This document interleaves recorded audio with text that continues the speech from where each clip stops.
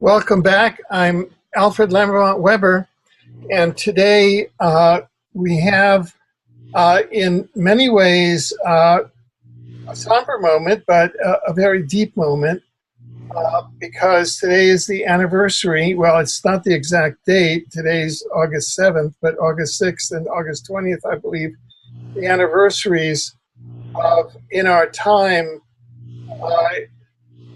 the overt nuclear, the first, quote, nuclear bombings at Hiroshima and Nagasaki. And independent scientist Leuren Moret, who's coming to us from Berkeley, California, will be presenting scientific facts about the historical facts about the event and exposing who was behind that and why.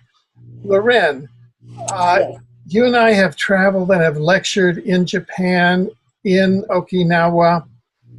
I see that you're wearing a very beautiful kimono. Perhaps you like to tell us a bit about it. What is the purpose of today's program? Why are you bringing us this somber memorial and expose today? Well, in the year 2000, I was invited to Japan to speak at the plenary session of the annual Hiroshima and Nagasaki memorial events. And that was such a profoundly disturbing and changing and very powerful experience for me.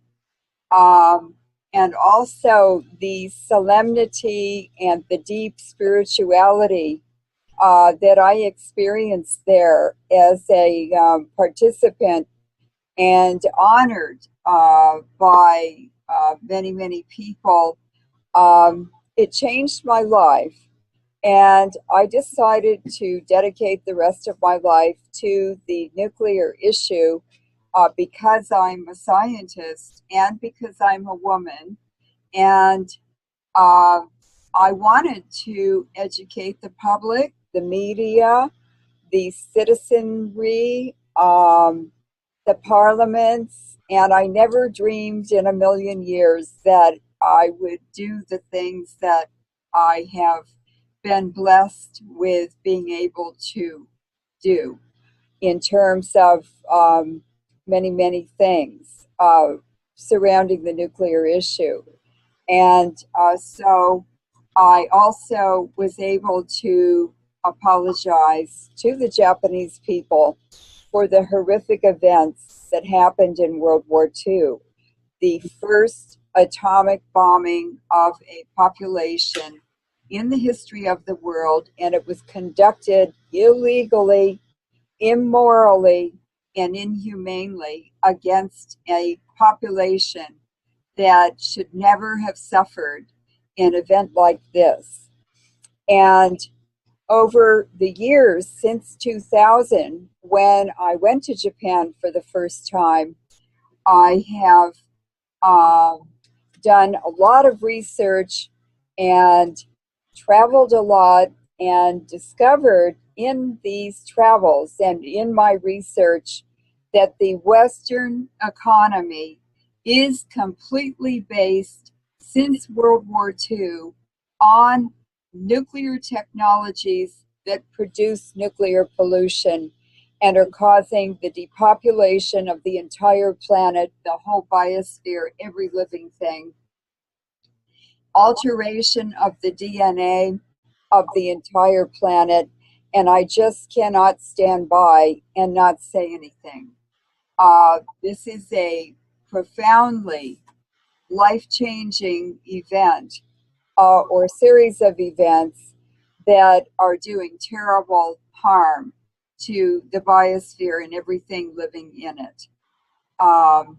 It's just not sustainable for one country or a few superpower countries with these horrendous nuclear weapons and nuclear technologies to destroy all living things. And I'm talking about in less than 75 years, there's been a very profound change in the DNA and the genetic future of many living things that have been exposed to nuclear pollution.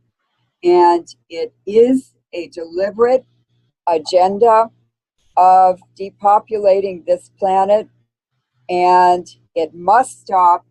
And the citizens of the world are the only ones who can stop it. Thank you. Yeah, thank you very much. Now, as you mentioned, Hiroshima and Nagasaki were the first nuclear atomic bombings, and you'll be bringing us all the facts and exposing them. You wanted to start with a quote from Yoshito Matsushige. Yes. The immediate cover-up. Yes. Surrounding. Yes. And so perhaps you'd like to start there. This is from a book called At Work in the Field of the Bombs. It's an excellent, excellent book. You can get it used on Amazon, and it's by Robert Del Tredici. This was an interview with Yoshito Matsushige.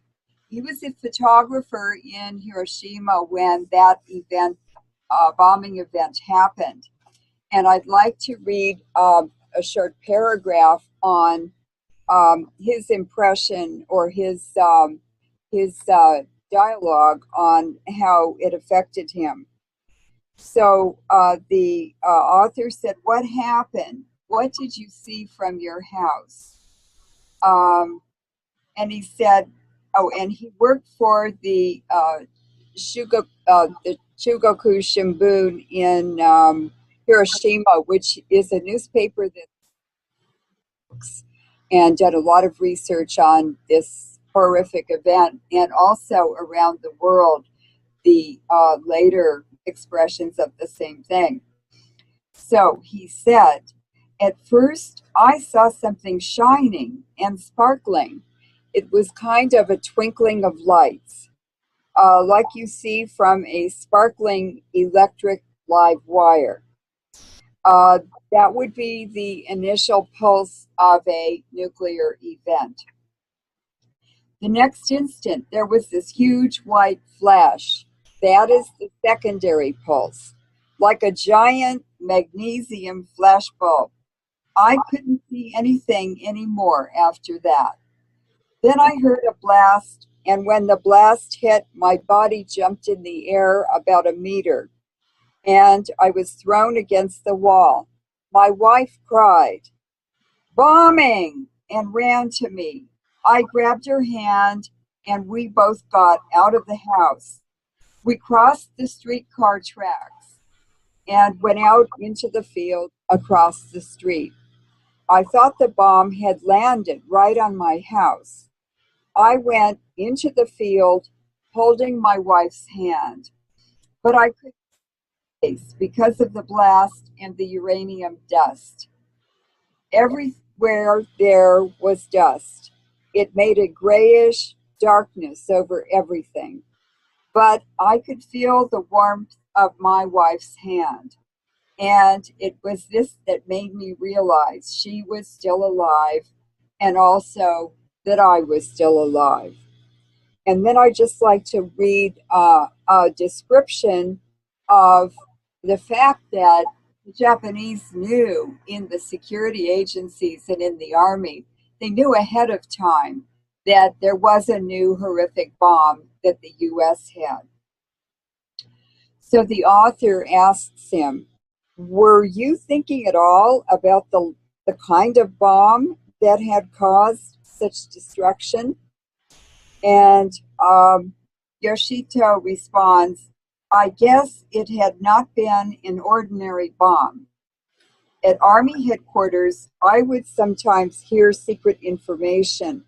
And one time, a rumor was going around that there existed bombs the size of matchboxes, which could destroy large buildings. I thought the bomb must have been not exactly the same, but something like that. military people had also been saying that the United States had invented some bomb, a very special small-sized bomb. Then the author says, I'm surprised to hear that.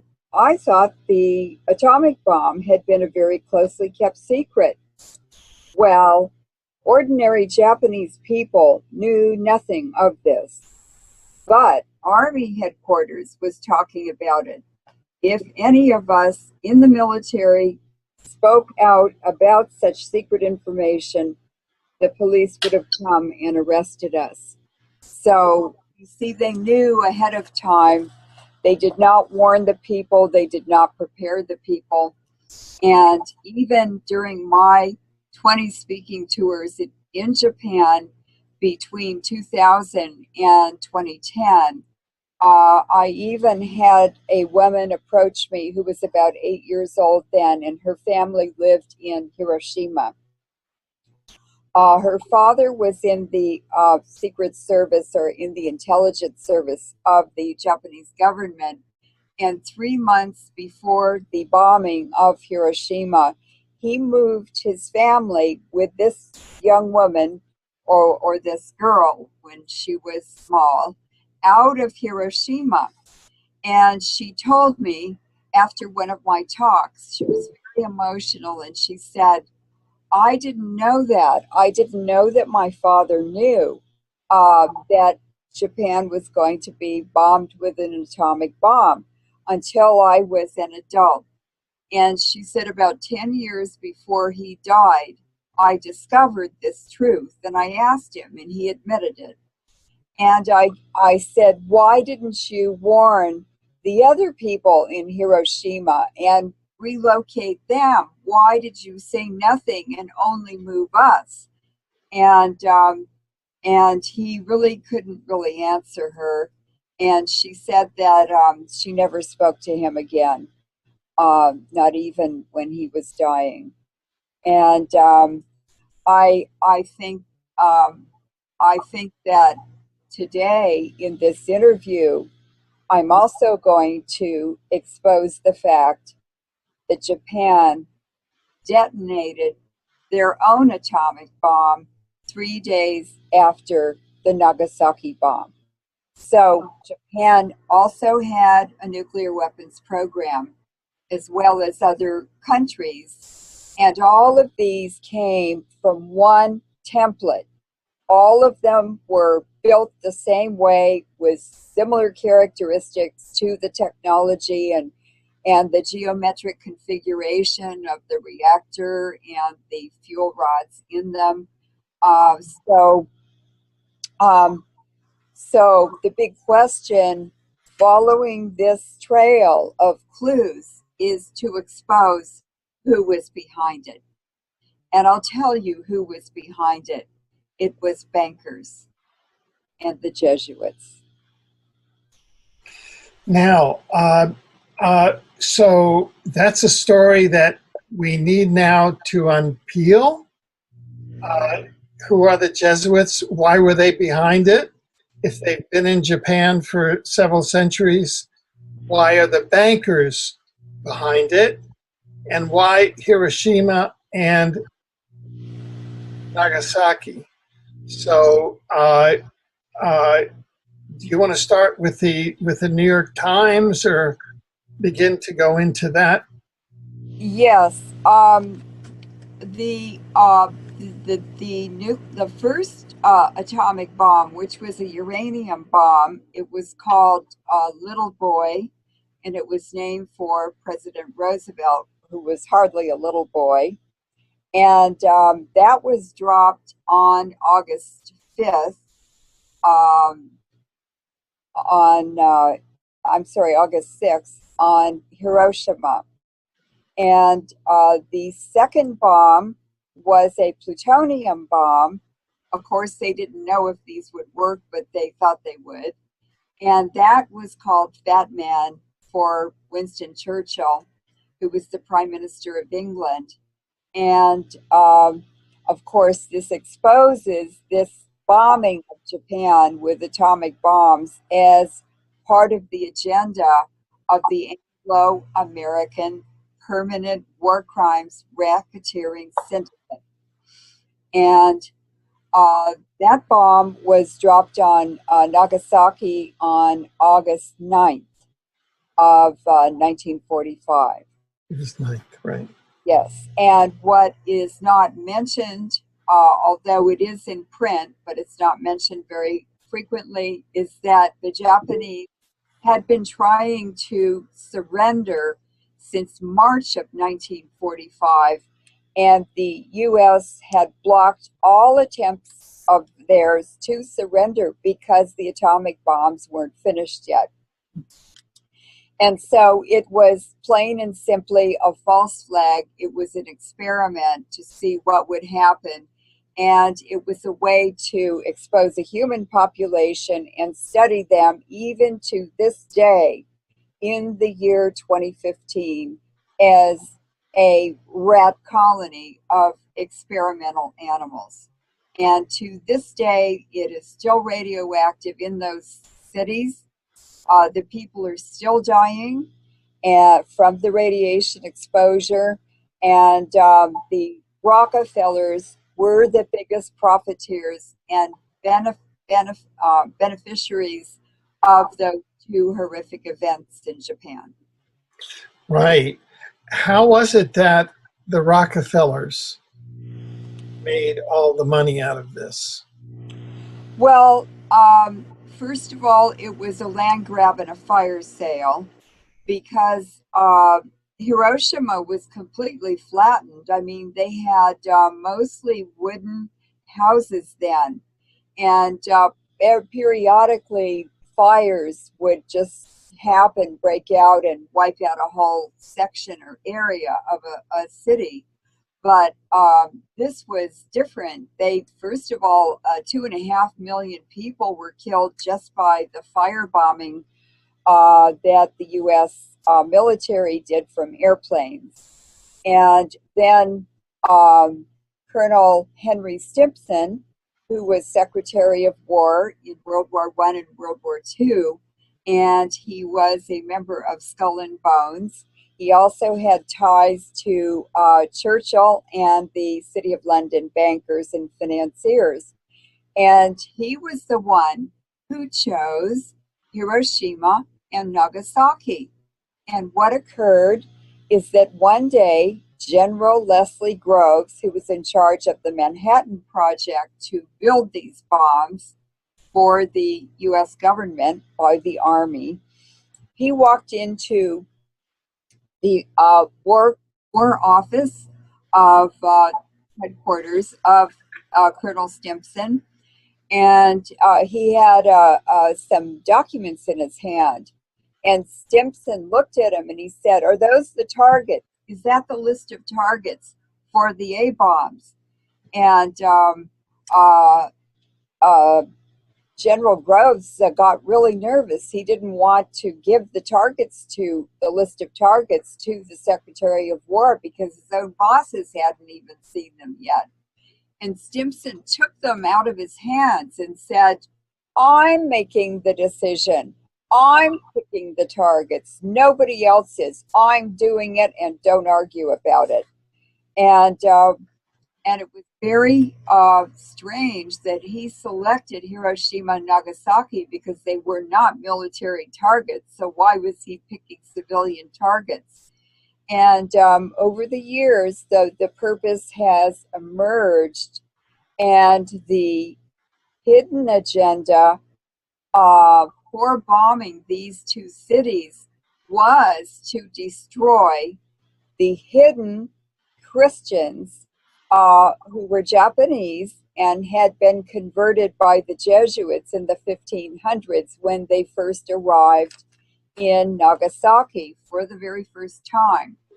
And because Christianity was spreading across Asia like wildfire, the financiers in the City of London and Wall Street wanted to stop the spread of Christianity in Asia because Christians traditionally have been opposed to usury, which is how the bankers make their business. They make their money. by charging interest on loans. And so the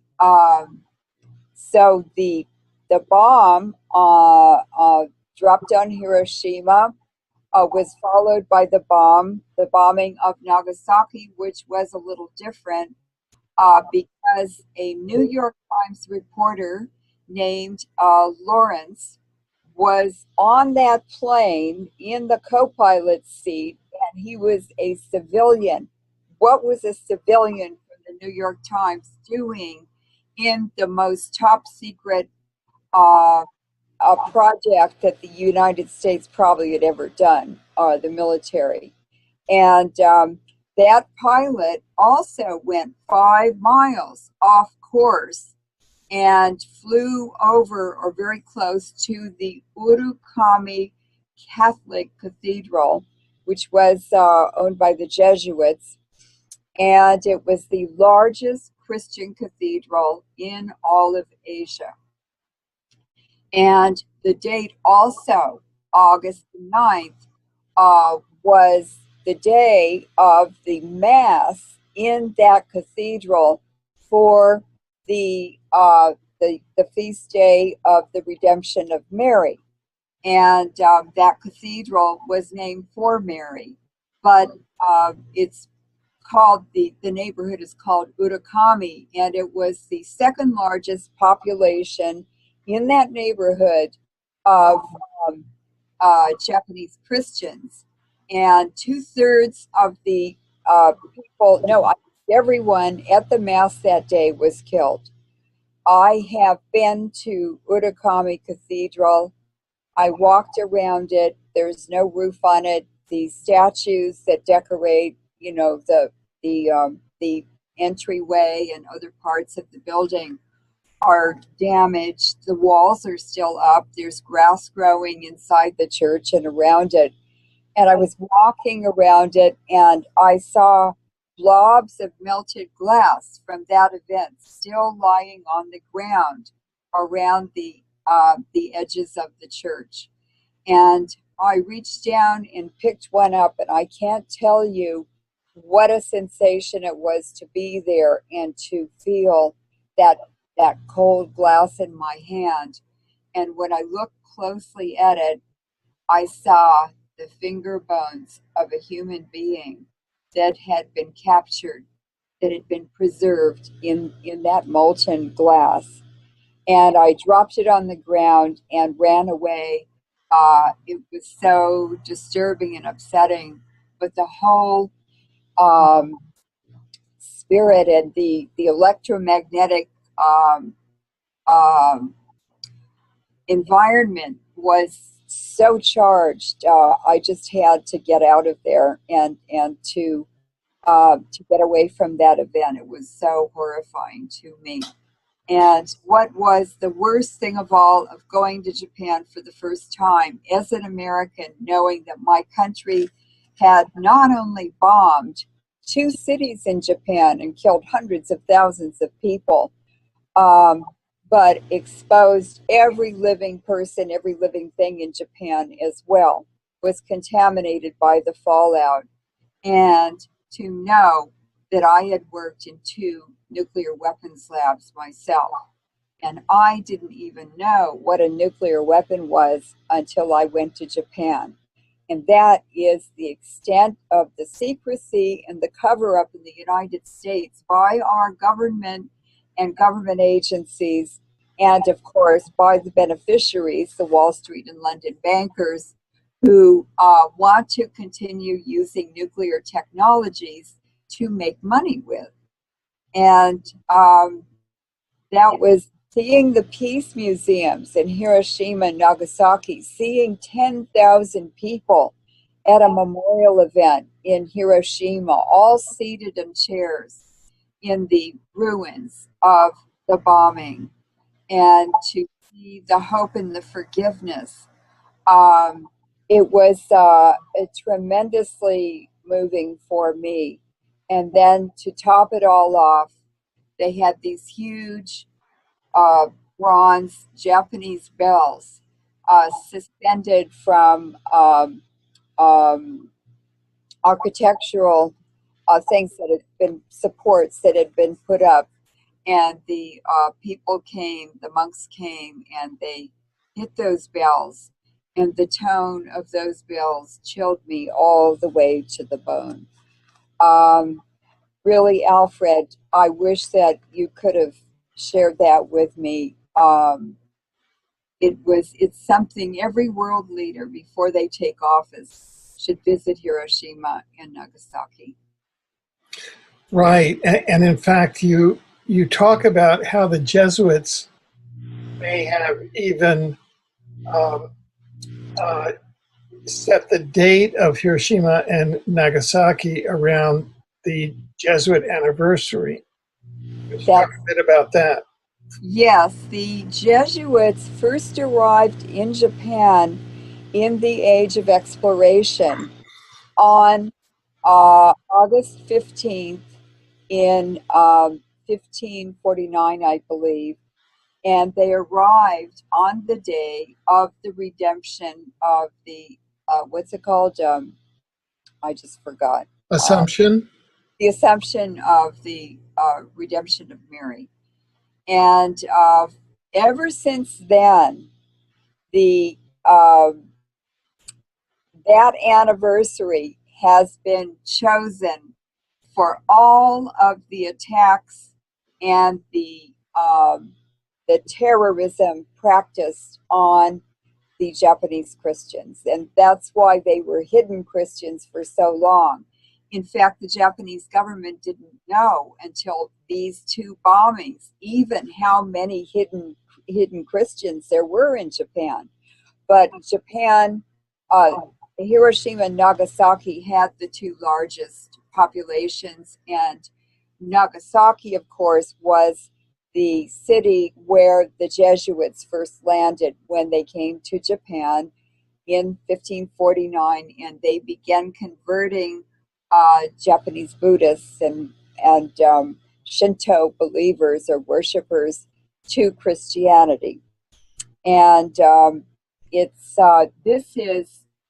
this is a statue of a hybrid or a fusion of Mary, our Catholic Mary, the mother of Jesus, and the Kuan Yin, which represents the overseeing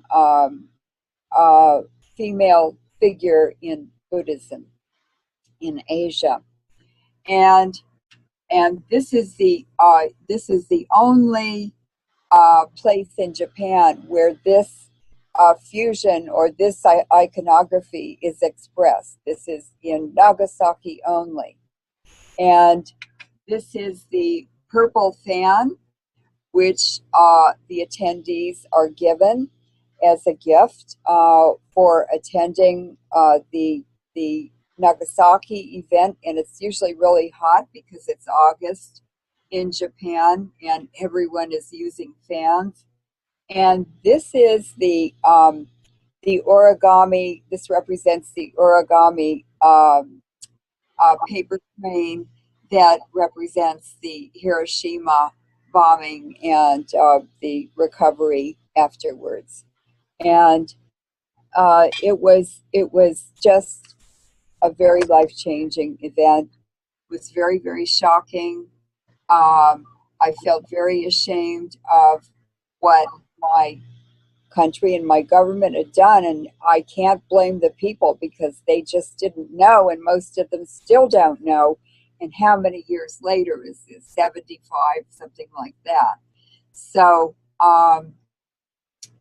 the Japanese have also put together exhibits of large poster-sized black and white photographs of the Hiroshima and Nagasaki events, and they will ship those to people for exhibits or to put in their libraries as an exhibit or schools or wherever they want to, all over the world.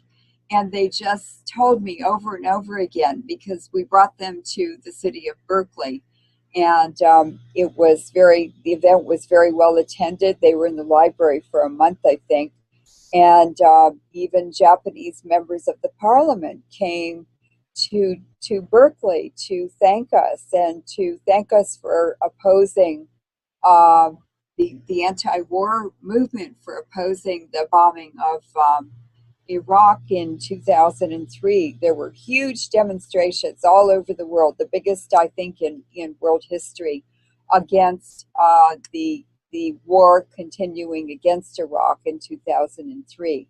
So it was a very exciting time. It was a very moving time.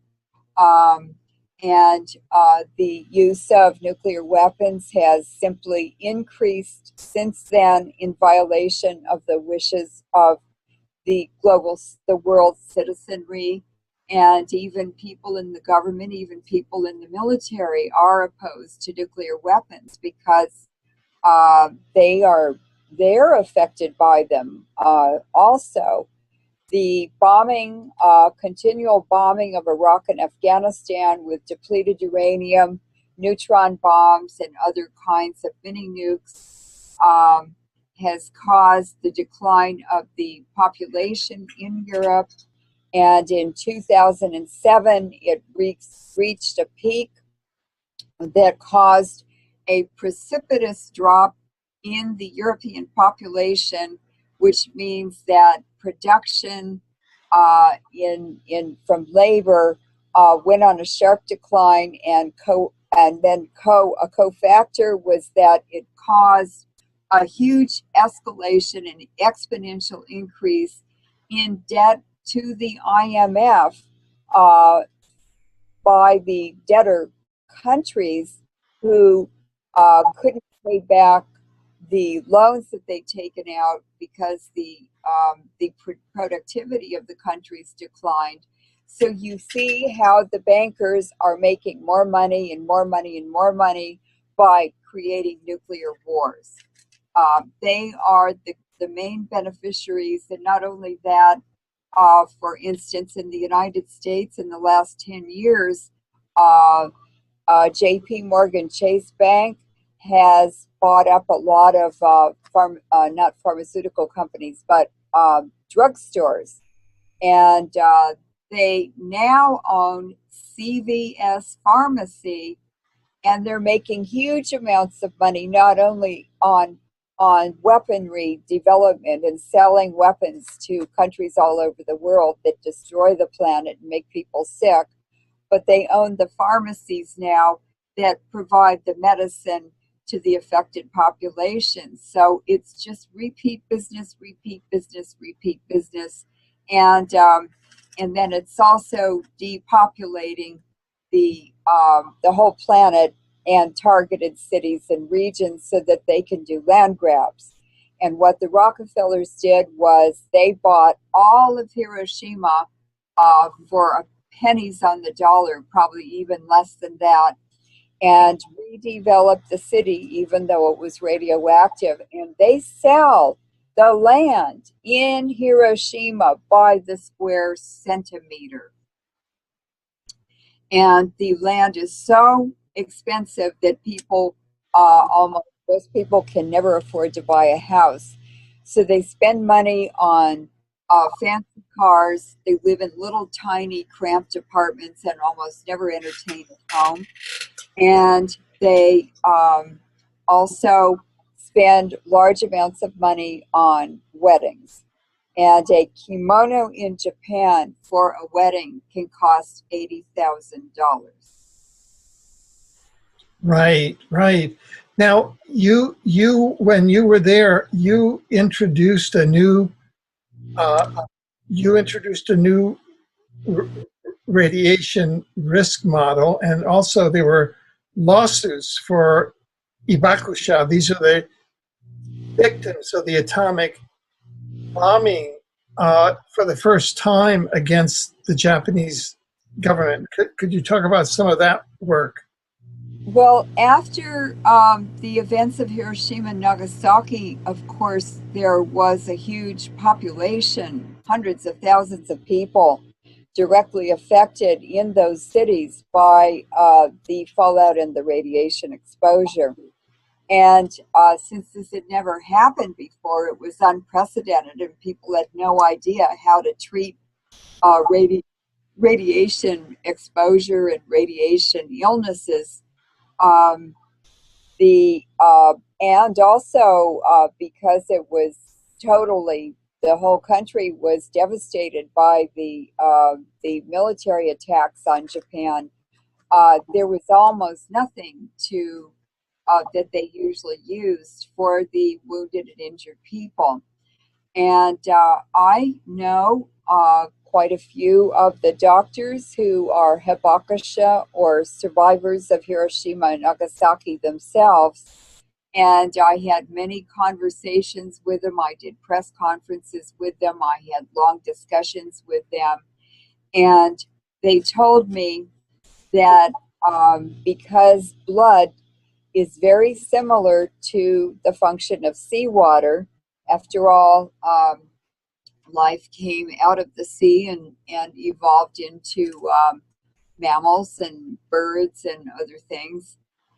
The seawater functions, or I should say, blood functions as seawater when we lived in water in the oceans. So they got seaweed and extracted the juice from it, and they gave transfusions to the affected survivors of Hiroshima and Nagasaki, and they were able to keep them alive. It oxygenated their blood, and it provided nutrients. It was a brilliant thing to do. Another thing they did was to put people on macrobiotic diets, which is fermented food, miso, and a lot of the Japanese diet, pickled food, pickled vegetables and fruit. And that diet also prevented cancer and other illnesses in those in Fukushima Prefecture who were lucky enough to be able to use a macrobiotic diet after the Fukushima nuclear disaster in the power plant in 2011. So every disaster is also an opportunity to develop new ideas, to develop new technologies, to develop new remedies. And the Chinese pictogram or kanji representation, it's a word, but it's a picture of something that is a word. For disaster is also the word for opportunity. So when these horrific things happen, we must also remember that very good things and very important progress can come out of them also if we treat and handle and respond to these disasters in the right way.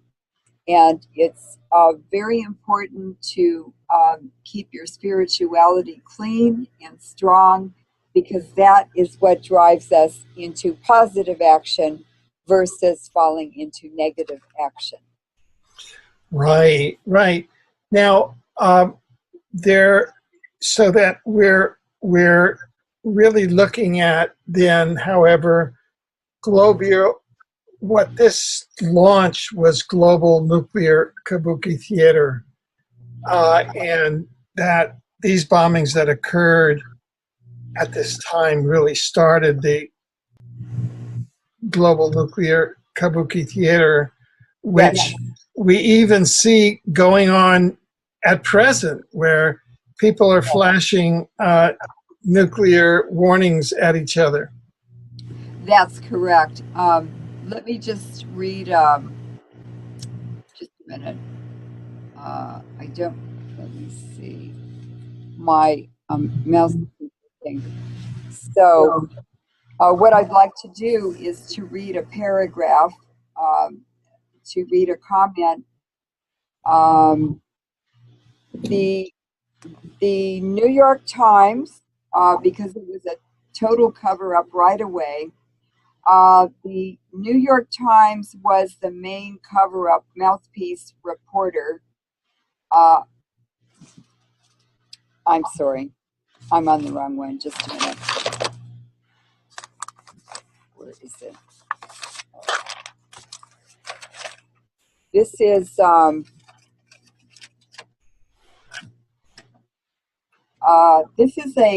quote by Richard C. Cook, former U.S. federal government analyst, and he published this in 2008.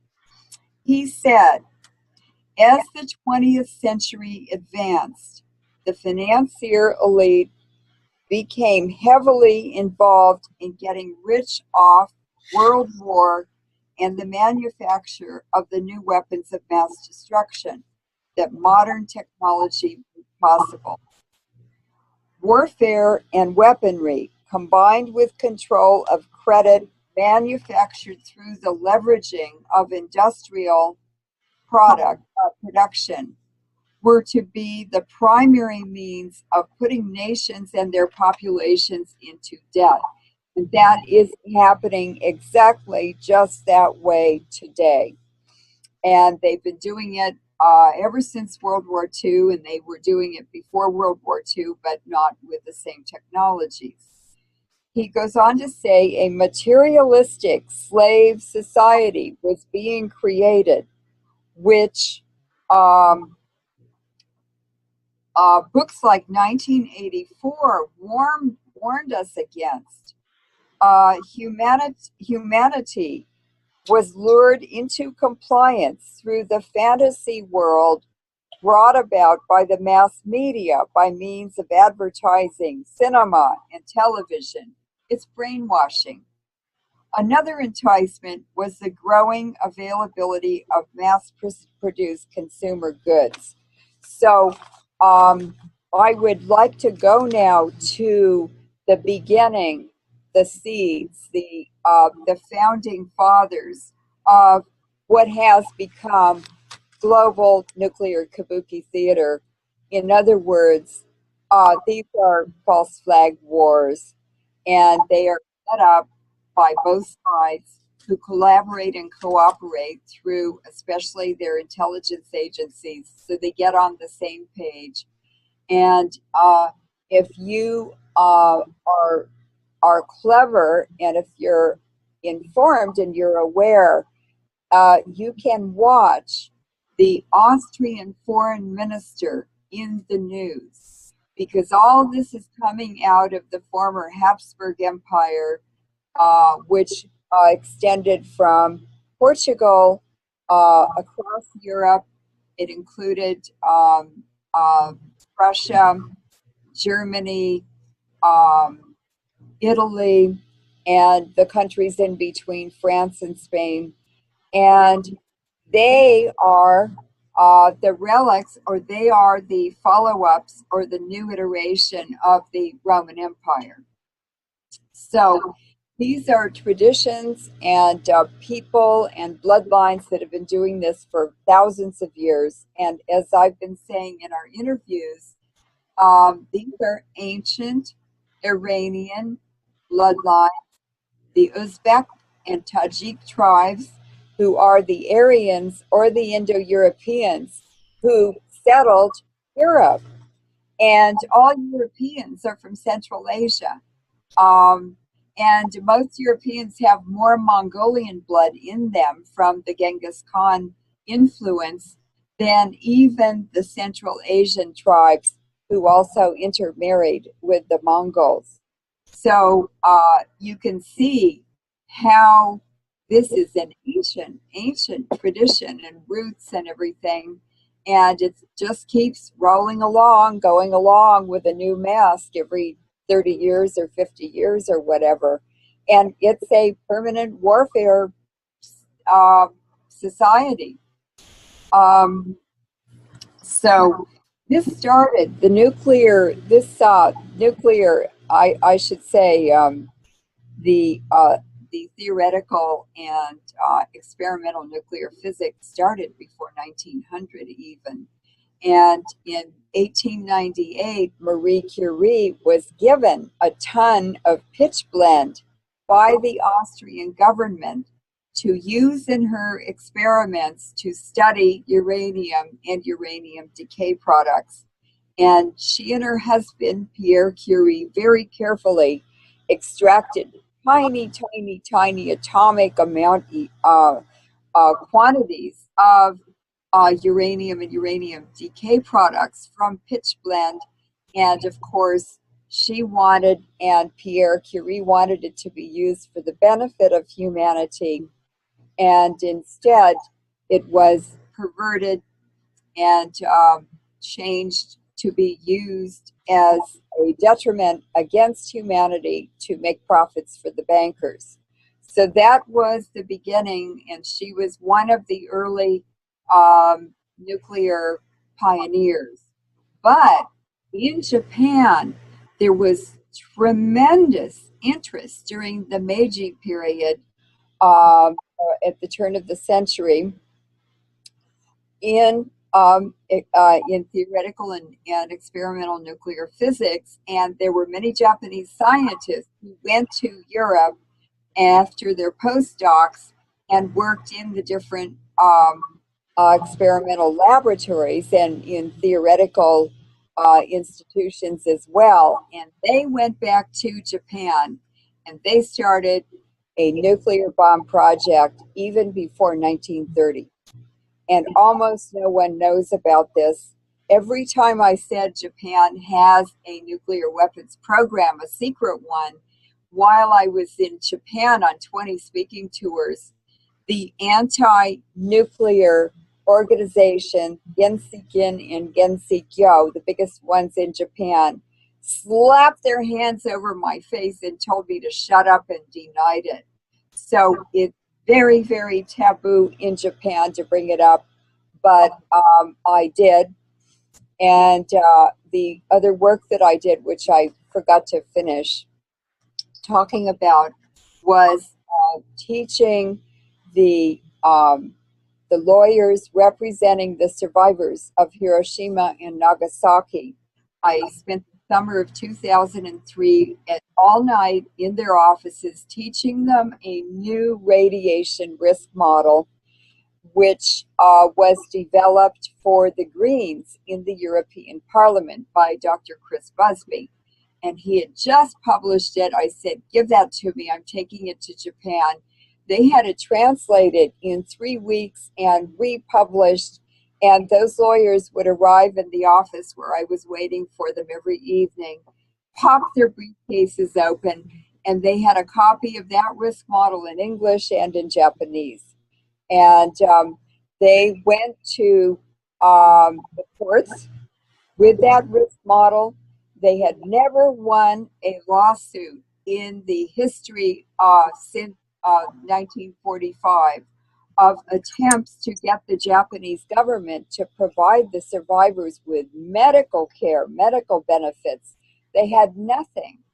And the Japanese government said, oh, they're just lazy. They want to sleep all day. Well, they had chronic fatigue syndrome and almost no energy produced in their bodies. They weren't able to work.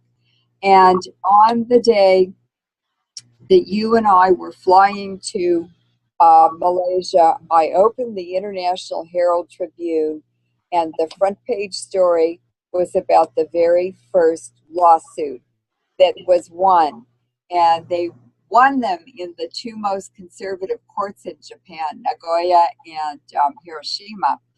And so since then, it's been a cascade of successful lawsuits against the Japanese government to get treatment for these poor people.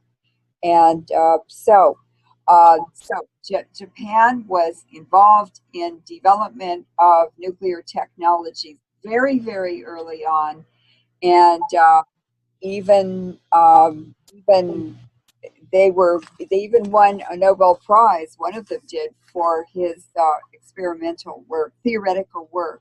So the first one was in 1905, Hantaro Nagaoka.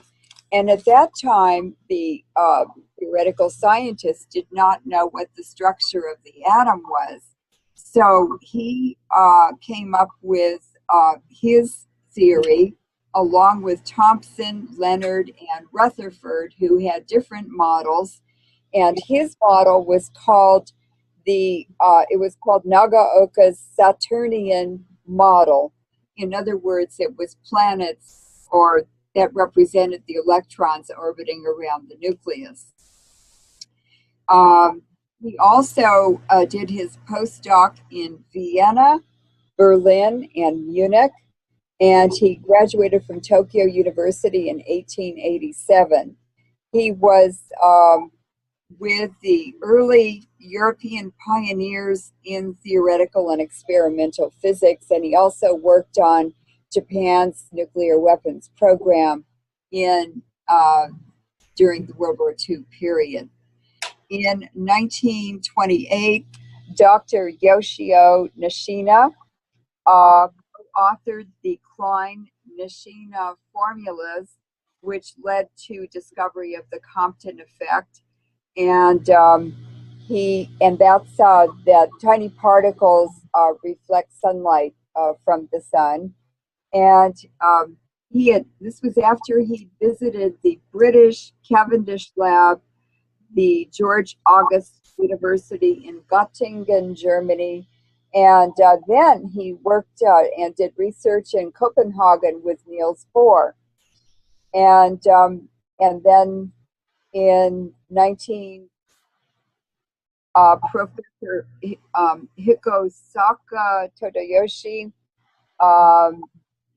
he worked on atomic physics, and he discovered or predicted there was huge amounts of energy in the nucleus of these atoms and or nuclear materials, and they could be used to generate electricity. Of course, that's the nuclear power program that we know of today, and also weapons. So they knew in 1934 that they could produce energy in nuclear weapons by unleashing that huge amount of energy.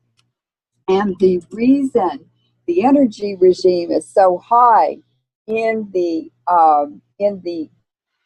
nucleus of atoms is because, for instance, uranium and plutonium form in supernovas.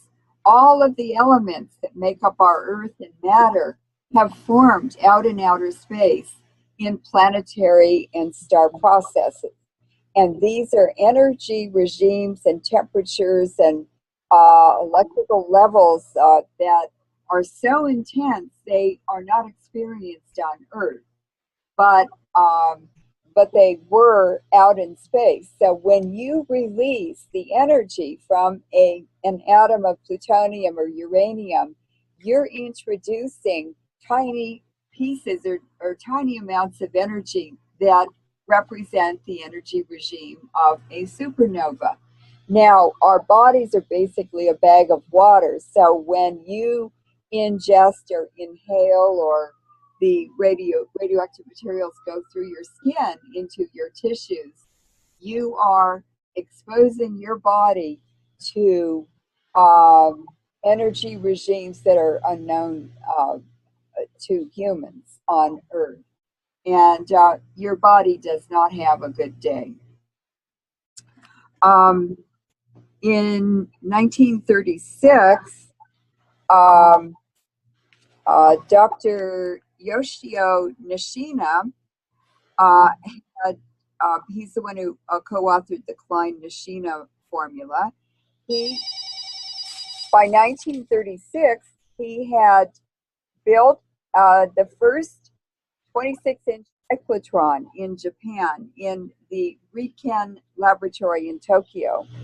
And it's the Rikagaku Kenkyusho laboratory. And it's actually in English, it means the Institute of Physical and Chemical Research. He had over 100 young scientists in that laboratory, supported by the Japanese government, doing research and and theoretical, experimental. And he built a 60-inch cyclotron by 1938 with a 250-ton magnet.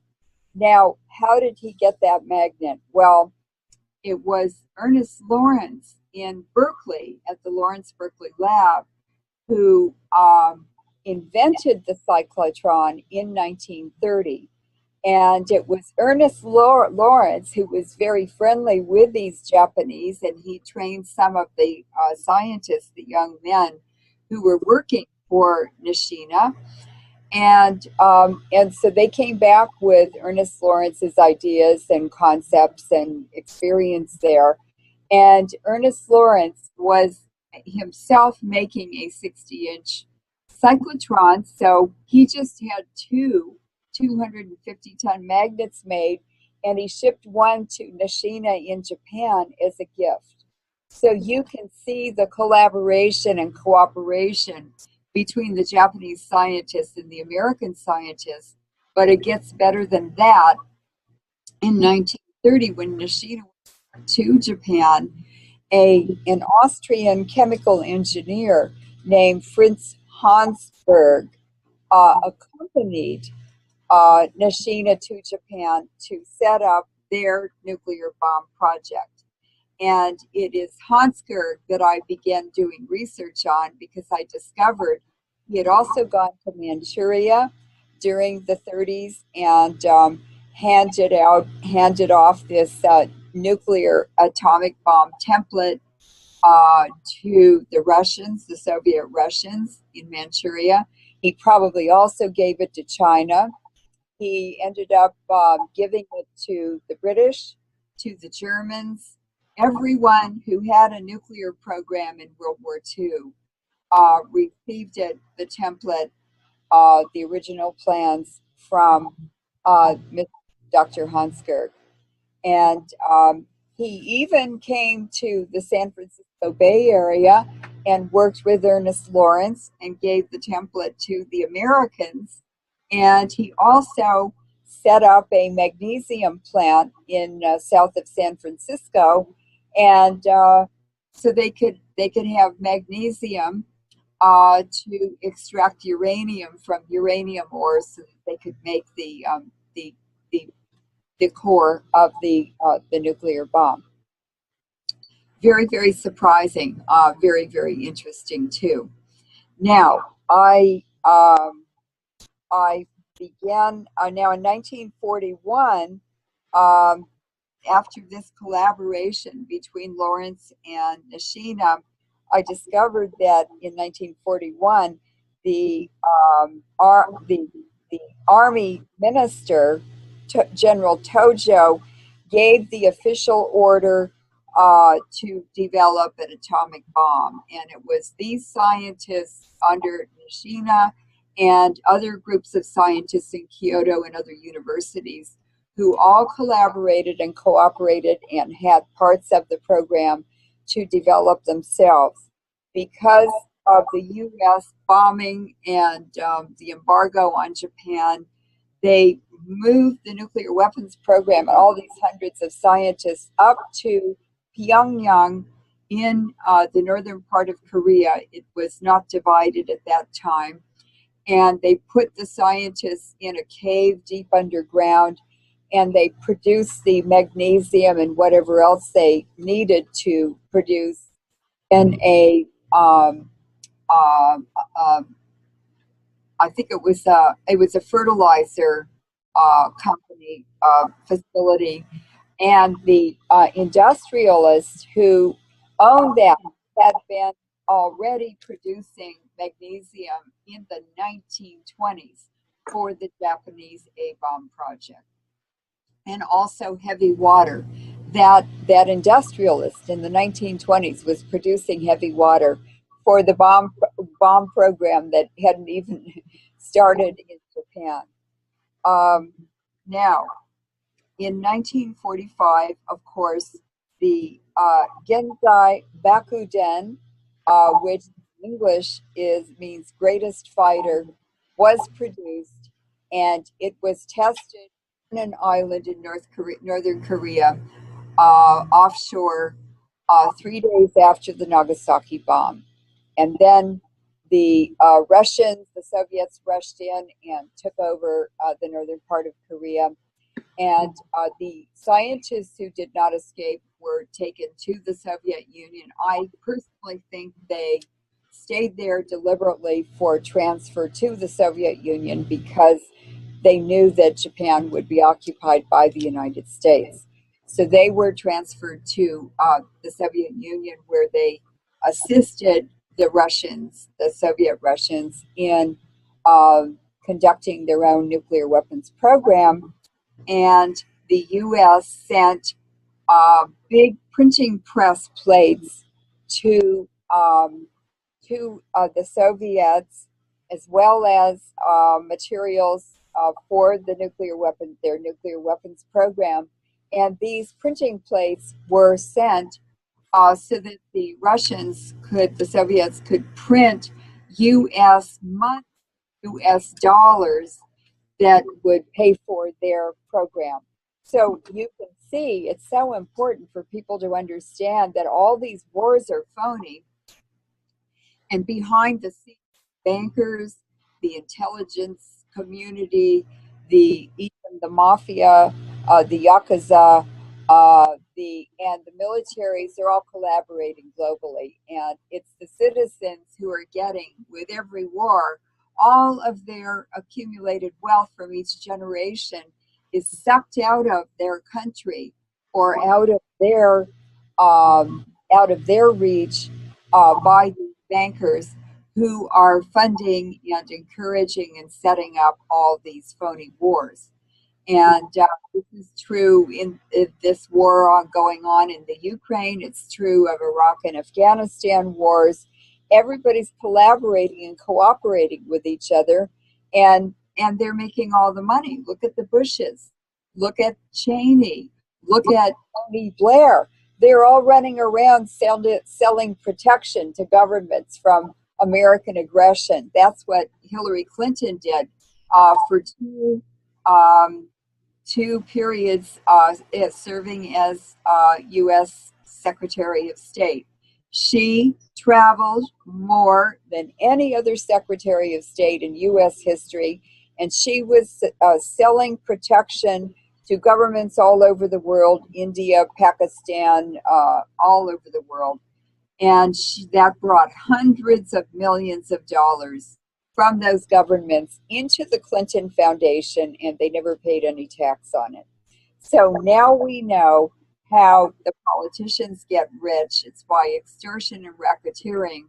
And there's an excellent book written by some Polish intellectuals called Political Ponerology. Ponerology is the study of evil, and political ponerology is the study of political evil.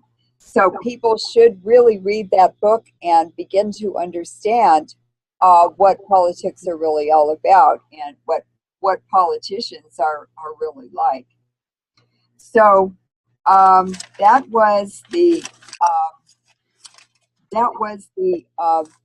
bombing, the end of the bombing. But I wanted to know more about Fritz Hunsker and who his mentor was. And what I discovered was that Fritz Hunsker had been recruited as a graduate student in a university in Vienna.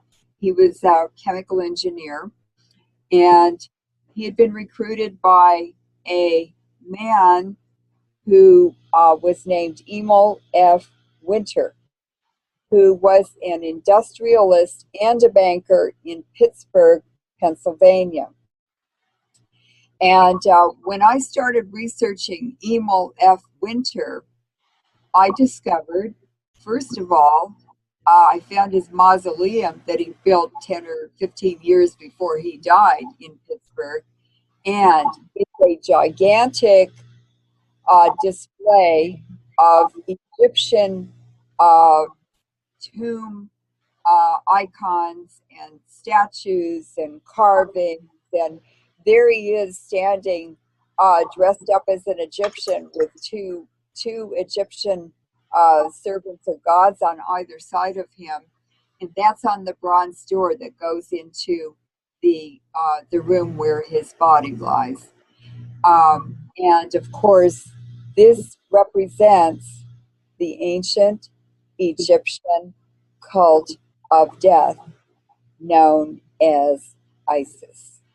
So there it is. Isis is what the New World Order worships. They are not Christians. They are not Jews. They are not Buddhists.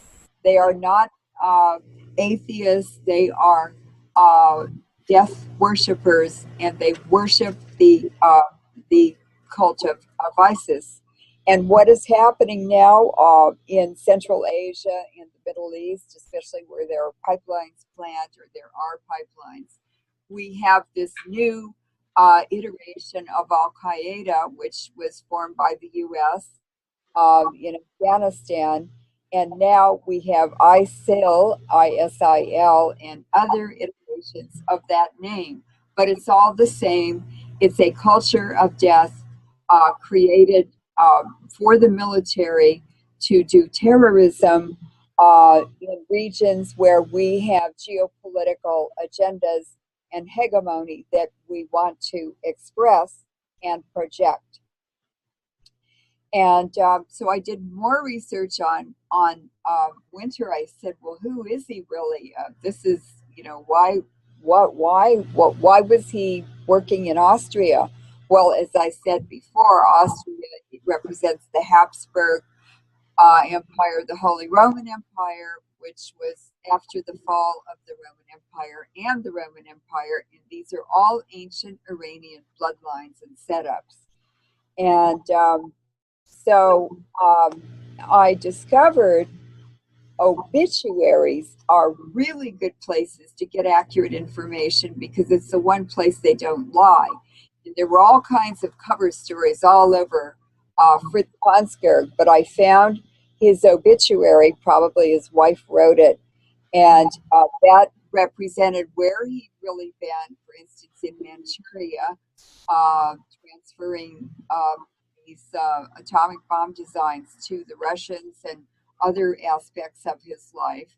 And I also discovered in the obituary of Mr. Winter, it had his parents' names and middle name and last name.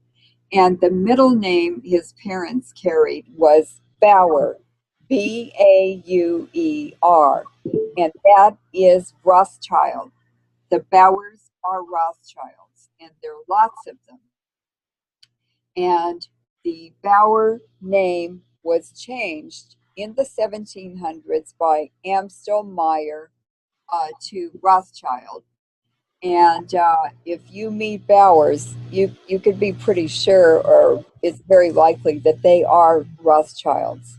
So he was a Rothschild. Now I kept looking, for instance, in blogs and genealogy discussion groups and things like that. And last night I discovered that some villagers in a tiny village of 6,000 people in Austria on the border with Italy were writing comments in this blog in the U.S.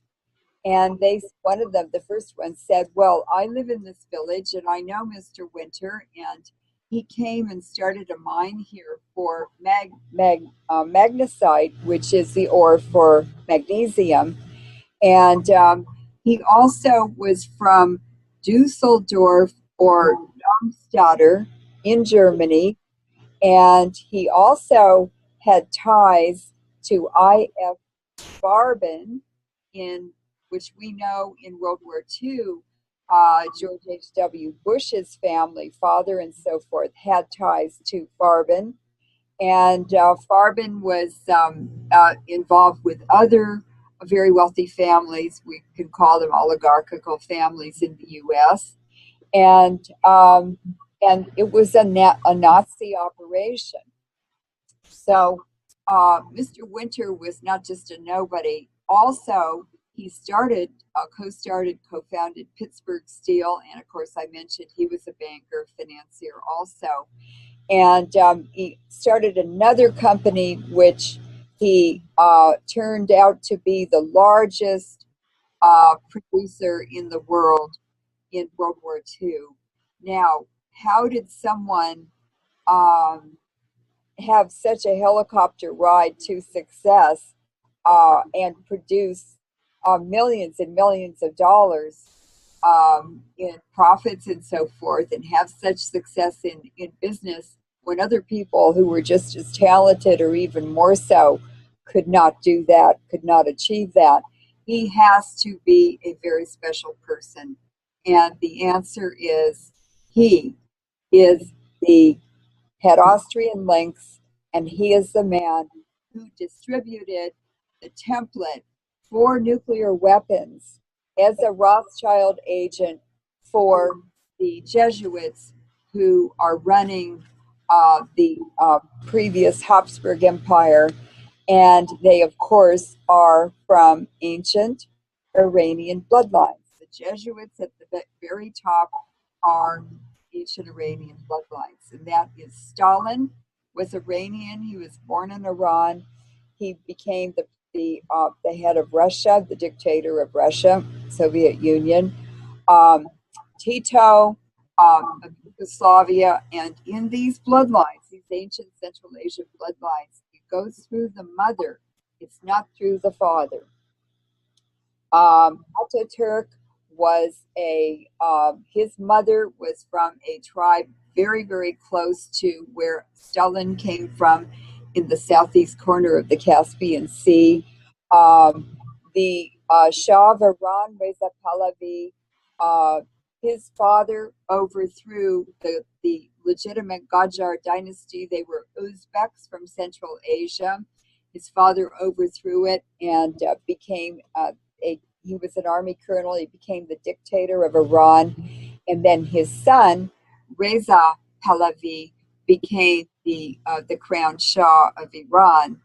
And the Pahlavis in Italy, all of Italy, the Romans were Iranians, and all of Italy with these wild Asian tribes. I mean, you go to Italy and you're not in the rest of Europe. It's completely different people. And traditions and the burial practices are different. The body shapes are different. Milan has such a beautiful textile and very fine silks and damasks and brocade and beautiful clothing. I mean, they're the fashion center of the world, really. But they have very slim figures, and these are all originally Central Asians who for the last 5,000 years have maintained very, very strict breeding programs. And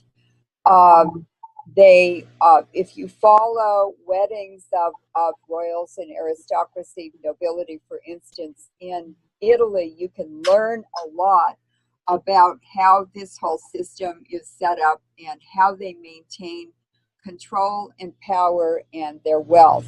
And these people, these ancient Iranians who have settled and built the Etruscan Empire, they roused that, and they built the Roman Empire. They roused that. They built the Holy Roman Empire. They roused that, and then they built the Habsburg Empire, and they roused that.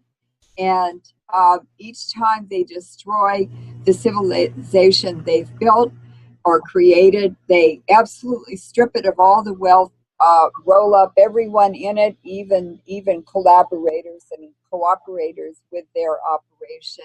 Everybody dies, and then they do a scorched earth policy and start all over again. And if you want to know what's happening, the Western countries and the Western economy are being rolled up and scorched to the earth, because there is a new world order coming, and it is centered in Russia. Putin is the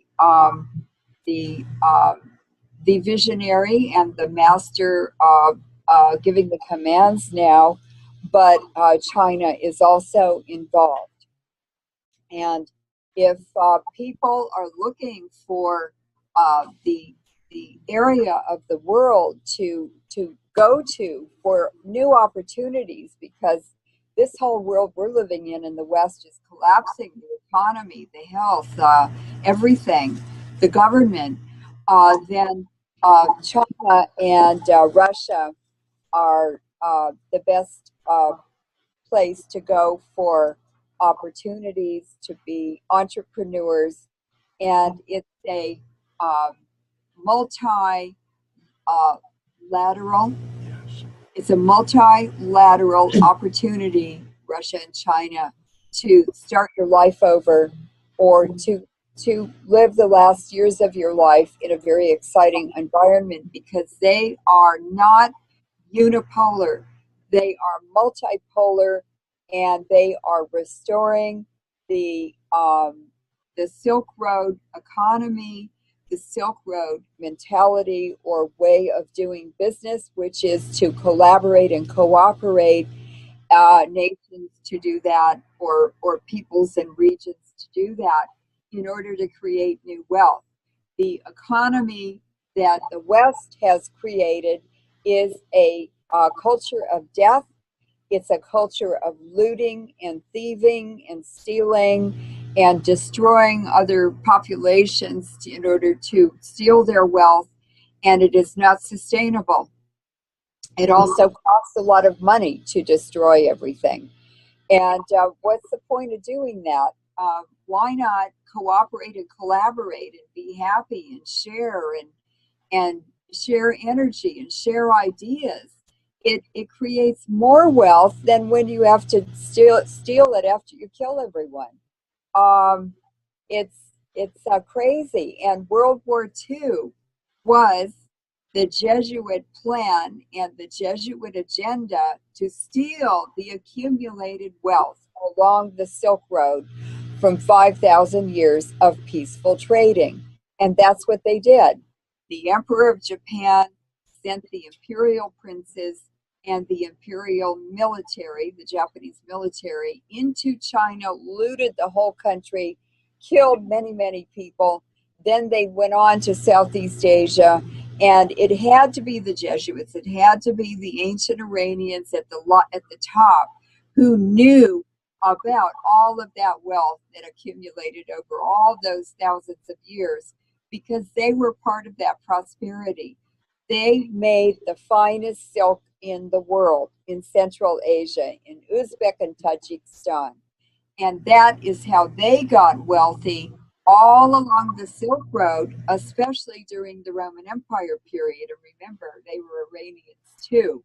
So they knew about fine silk and fine brocades. And even Genghis Khan used to trade horses for the Central Asian silk. They loved silk. It was beautiful. It still is. And who produces really beautiful silk now, and clothing and everything? It's the Italians. And the motifs on the silk, on the brocades and the damasks, they're Central Asian symbols. The two-headed eagle, that is the icon that represents Germany, and so many other mythological animals and beings that are part of Central Asian history and sociology and their culture. They're all over Europe and the rest of the world. People don't know that history. They don't know what they symbolize. But the way I discovered all of this and found all these threads to follow is because I have a master's degree in ancient history, Near Eastern history, and also Central Asian. And I started looking at signs and symbols, and I said, oh my God, this is Central Asian. Oh my God, this is Central Asian. And I discovered that Fidel Castro, the dictator of Cuba, who everyone knows is a Jesuit, is at the very top of the Jesuits, and he's Iranian. He's a product of an Iranian ancient breeding program, and his father came from Spain. He was supposed to be an artichoke picker or something, some lowly agricultural worker, but he immediately bought an 11,000 acre sugar plantation when he arrived in Cuba. Well, somebody who picked artichokes in the fields under the hot sun didn't have that kind of money. And as it turns out, Castro's bodyguard for 31 years has just written in a biography and exposed who Fidel Castro really is. He's a womanizer. He had many businesses in Cuba. He had palaces on islands offshore from Cuba. And he and his sons are the products of very strict breeding programs. And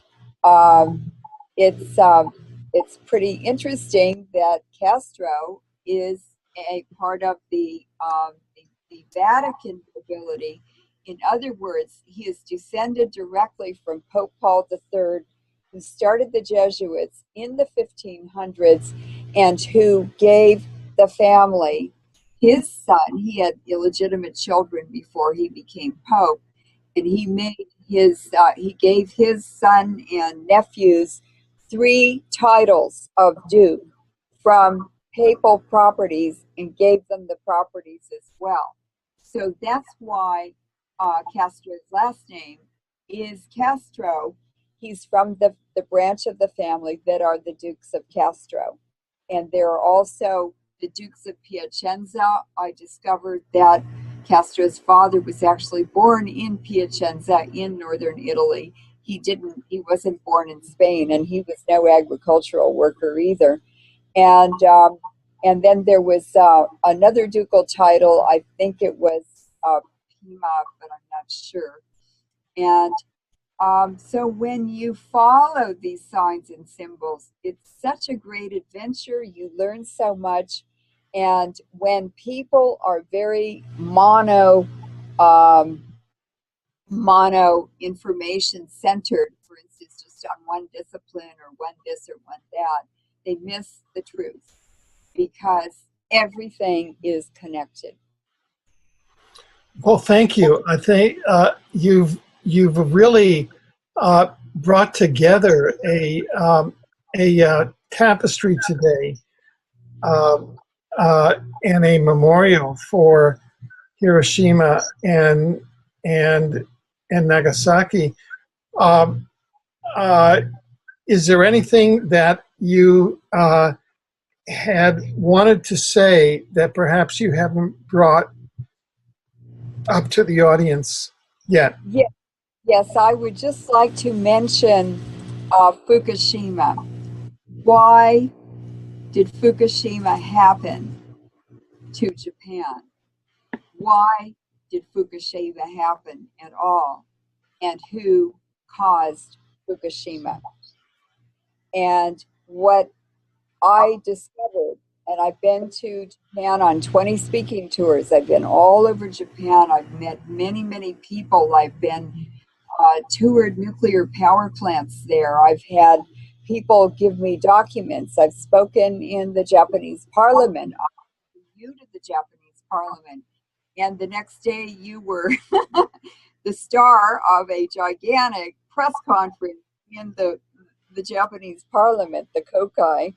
And I just remember you turning to me, Alfred, saying, "Oh, now I know why you come to Japan so often." I said, "Yeah, I can actually get something done that's positive."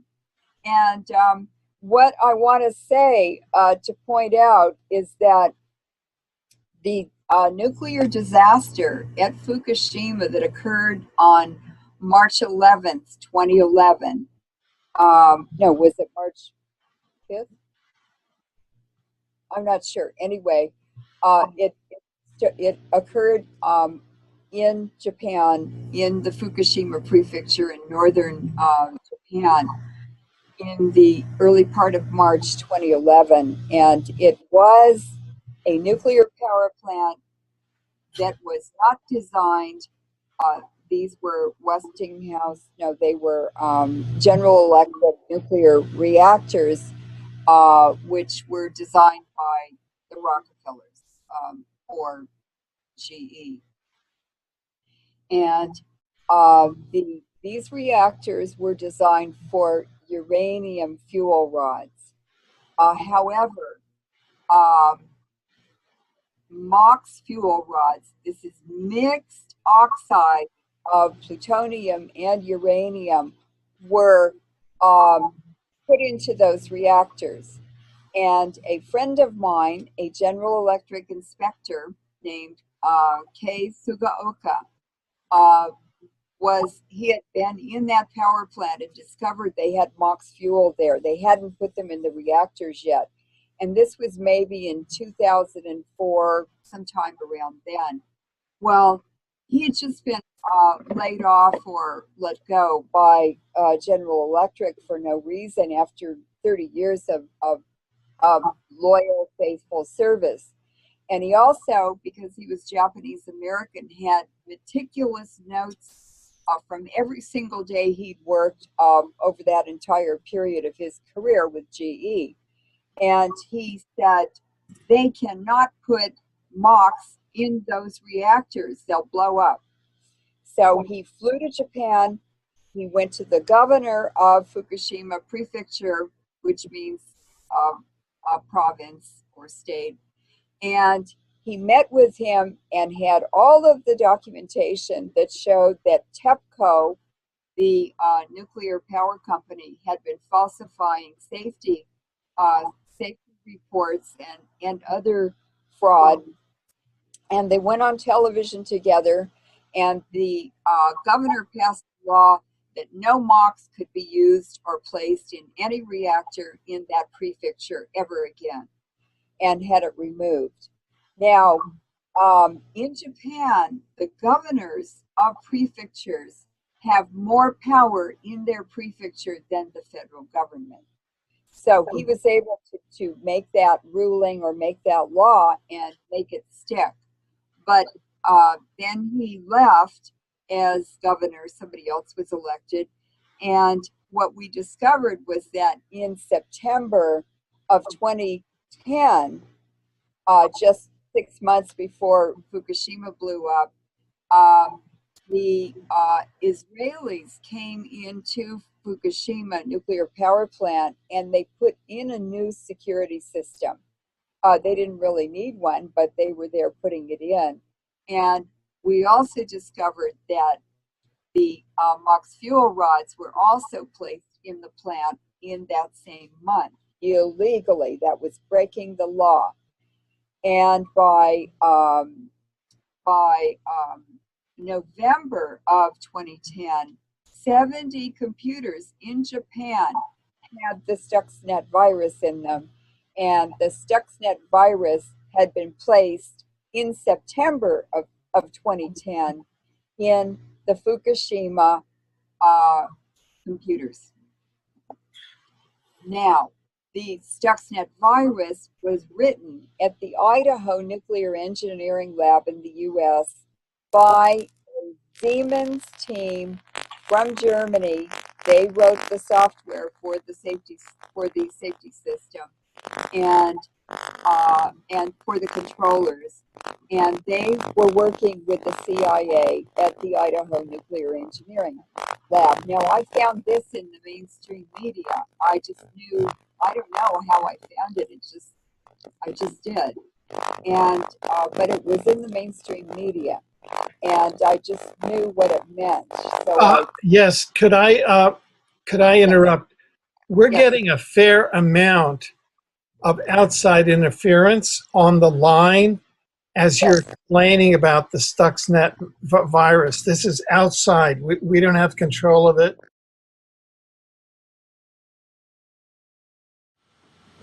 Okay, welcome back.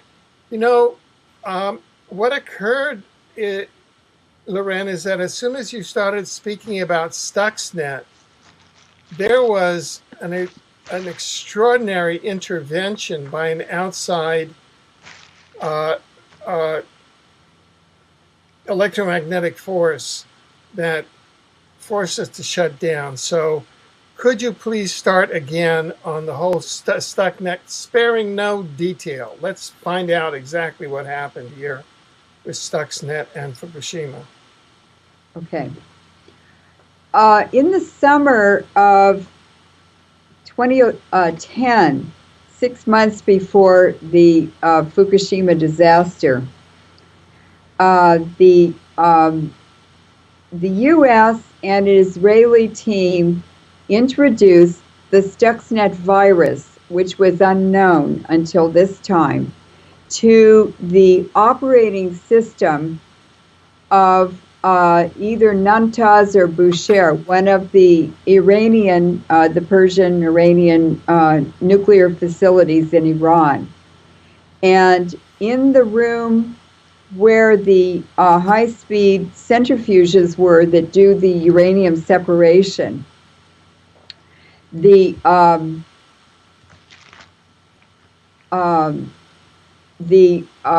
operators in the operating room, the command room, command and control room, were watching the monitors, and everything indicated that the centrifuges were operating just fine. But what was actually happening was the Stuxnet virus had sent these signals to the operating room that everything was normal, while at the same time they were sending messages to the controllers of the centrifuges, and they made them spin uncontrollably fast, and they all flew apart. They just started flying apart and hitting each other, and the whole room self-destructed. And that's how the Stuxnet virus operates in an operating system.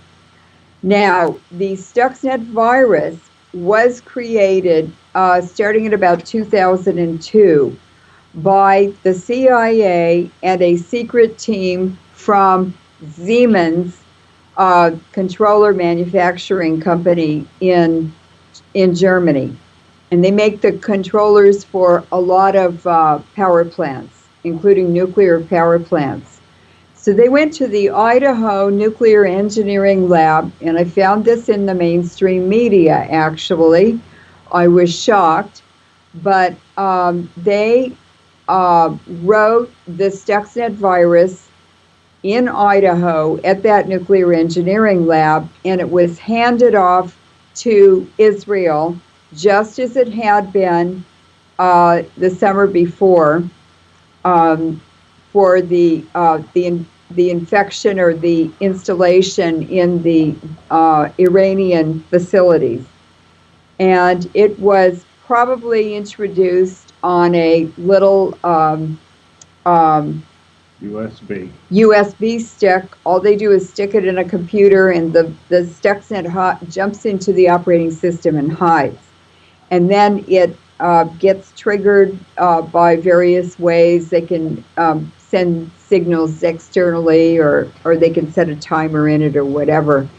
And anyway, that was introduced in the Fukushima operating system for that power plant in September 2010. So when the earthquake and tsunami happened in the Fukushima power plant in early March 2011, the operators had no idea why they couldn't get the emergency power system working to keep the damaged reactors cool. They have to keep them in cooling water flowing, or they go into meltdown. They could not get the emergency generators to work no matter what they tried. So there was a complete meltdown, even by, I believe, even before midnight on the day of the earthquake and tsunami. But the meltdown had already started 15 minutes after the earthquake and 45 minutes before the tsunami. So it was not the tsunami that caused the meltdown. It was no cooling in the reactors. That resulted in horrific explosions, releasing huge amounts of radiation and a complete loss of the molten fuel from the reactors. They melted right through the reactor container, right through the floor, and they dripped down into the basement of the reactor buildings and continued melting through the floor into the geologic environment that the reactors were, the plant was sitting on. Now, that fuel has been down there a number of years. It's still fissioning. It's still producing huge amounts of heat, and the groundwater is now heating up where that molten fuel is, and creating steam explosions. They're called hydrovolcanic explosions, from turned into steam and blowing up. So that causes very, very high levels of radiation to be released into the atmosphere from cracks in the ground between the buildings. It's also all the water flowing off of the volcanic spine of Japan in that area is flowing through this molten fuel and carrying huge amounts of radiation, just enormous amounts, into the lagoon offshore from the plant and then into the ocean. And that is circulating all through the northern Pacific into the Atlantic, and it eventually will pollute and poison all of the oceans. What we're seeing now, just offshore from San Francisco, or along the beaches just off of San Francisco, we've had over 14 dead whales in the month of July wash up on the beaches with no explanation for why they died. They're different species, they're different ages, there's no explanation, they have different feeding patterns. And also up in Alaska, I believe it's around Kodiak Island, they've had 18 dead whales in July also. And this is because of these hydrovolcanic underground explosions releasing huge amounts of radiation into the Pacific. And the cover-up story is that it's an algae bloom in the North Pacific that's poisoning all the fish that the whales eat and so forth.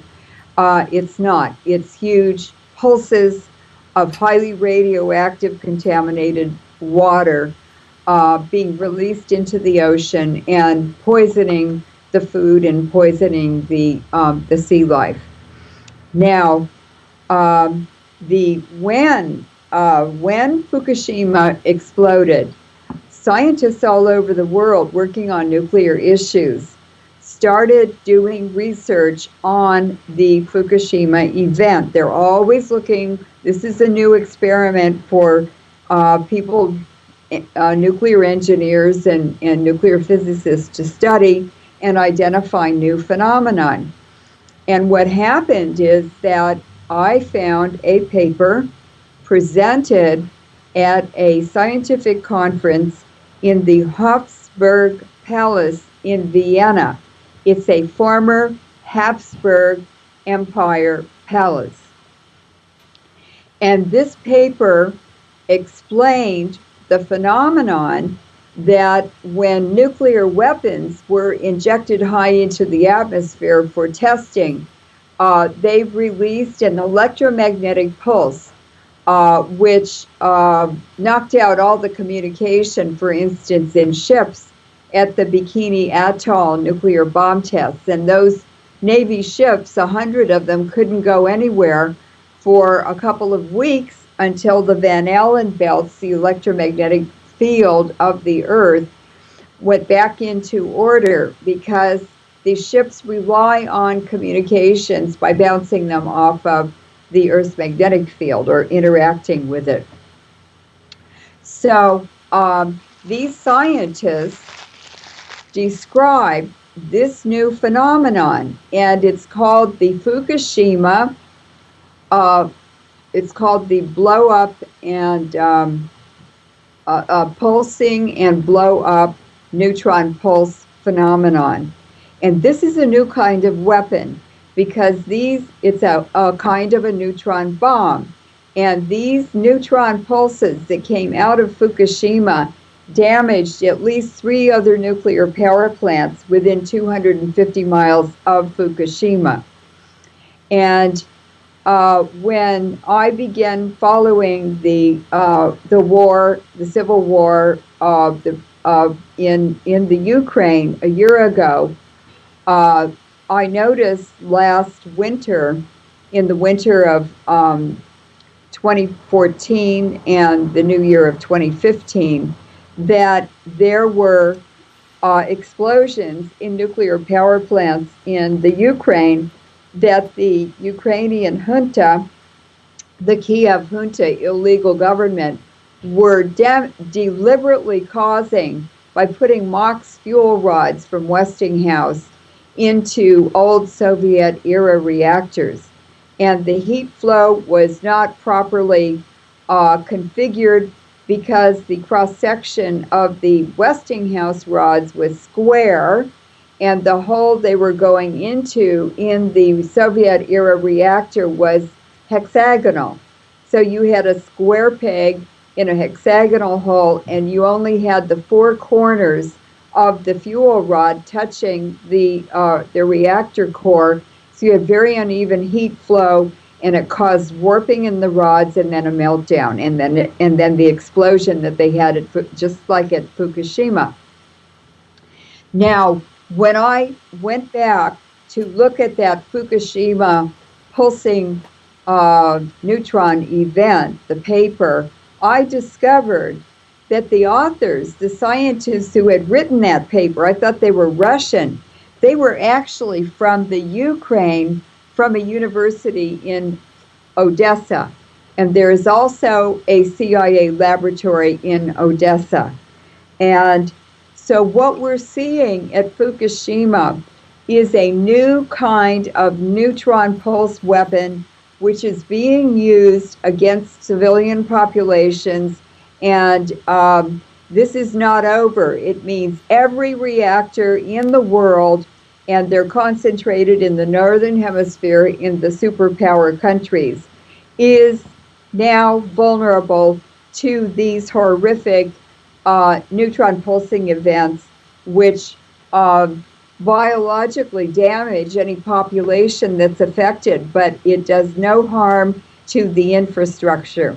So what you do is get rid of the population with the neutron pulses with no damage to your infrastructure, and there's no lasting residual radioactivity probably after a couple of weeks, except for the... You know, we were just interfered with again. There are parties who obviously don't want the Stuxnet information to get out. I think we were interfered with at the time. You were just describing, you had just finished describing how every nuclear weapon, every nuclear power plant is now a neutron bomb. Yes. And so could you segue into what you were talking to immediately after that? Yes. With the discovery by what I thought were Russian scientists investigating the Fukushima explosions and the pulses of radiation released into the environment, including neutron pulses that traveled as far as 250 miles away. Those damaged 3 other nuclear power plants within that a certain area of that radius of Fukushima. So these scientists wrote a nuclear research paper and presented it in the summer of about 2013 in the Hofburg Palace in Vienna, which is from the period of the Habsburg Empire. And these scientists produced a paper about a new phenomenon they described and named as the Fukushima neutron pulse and blow up regime. this is a completely unknown and new phenomenon associated with nuclear power plants. In nuclear bomb tests, which were injected high into the atmosphere, it's known as a neutron pulse or an EMF pulse, but it's never been reported or discovered publicly revealed in the scientific literature. Now, when nuclear reactors started blowing up at the end of November 2014 in the Ukraine during negotiations between the Kiev junta that was trying to extort money from the European Commission, the European Union, and the IMF, they deliberately put Westinghouse nuclear fuel rods with MOX fuel in them, mixed plutonium and uranium oxide, into Soviet-era reactors that are in the Ukraine. And the cross-section for the Soviet-era, for the Westinghouse fuel rods is square. But the Soviet-era fuel rods were hexagonal and fit exactly and very tightly into the hole in the reactor core for each fuel rod. Now, what happened in Fukushima is exactly what they created redundantly in the Ukrainian nuclear power plant called Zaporizhzhia. And it exploded. They had a Chernobyl-level event and a series of them all through December of 2014. It was completely unreported, but I did get European Union monitoring data that showed the heaviest Chernobyl-level radiation contamination hovered over Greece. And this is a month before the new, before their elections, and the new prime minister was elected, who has been negotiating with the International Monetary Fund and the European Union and so forth for emergency bailout funds.